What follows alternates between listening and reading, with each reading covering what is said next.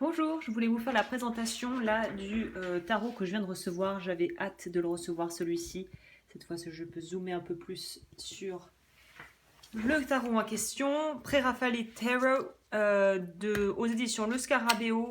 J'ai déjà ouvert la boîte, mais je ne l'ai pas encore utilisé. C'était pour vous montrer.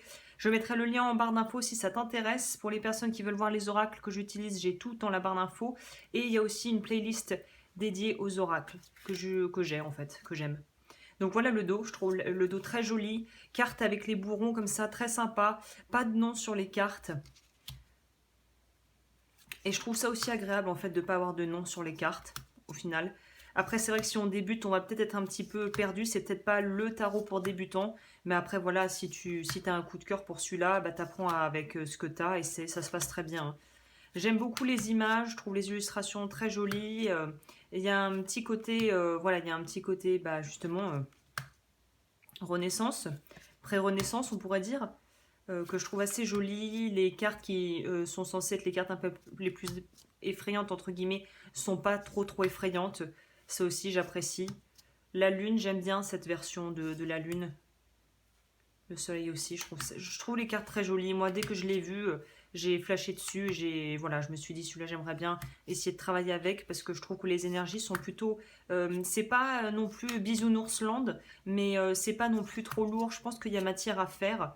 Et pour les personnes, évidemment, inspirées du Rider-Waite, pour les personnes qui sont un peu trop rebutées par le tarot de Marseille, je trouve qu'on a. Les images sont assez complètes pour pouvoir nous aider à vraiment avoir les choses avec plus de perspective. Et puis les couleurs, je trouve, sont harmonieuses. Voilà, valet, chevalier, reine, roi. Je pense qu'ils ont mis des petites icônes pour les majeurs, je veux dire pour les lames mineures, mais le nom m'échappe, de cours. Les figures de cours, parce que ça devait être moins compliqué, il n'y a pas de traduction à faire. Là, on a juste les chiffres et les signes. Donc ça, c'est valet. Ça, c'est chevalier. Ça, c'est la reine, roi. Je regardais parce que les chevaliers, je ne sais pas si tous sont représentés comme des hommes vieux, parce que les chevaliers ne sont pas forcément des hommes matures, entre guillemets, hein, à tout le temps. On va voir, je ne sais pas. J'aime beaucoup le côté nature, hein, en fait, aussi, de Starro. C'est très vert. J'aime bien. Vert et bleu, le ciel et la terre. Ah bah j'ai zappé, je parle.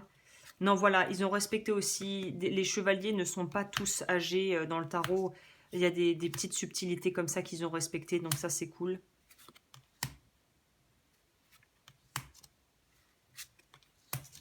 La suite la plus dure, les épées, évidemment.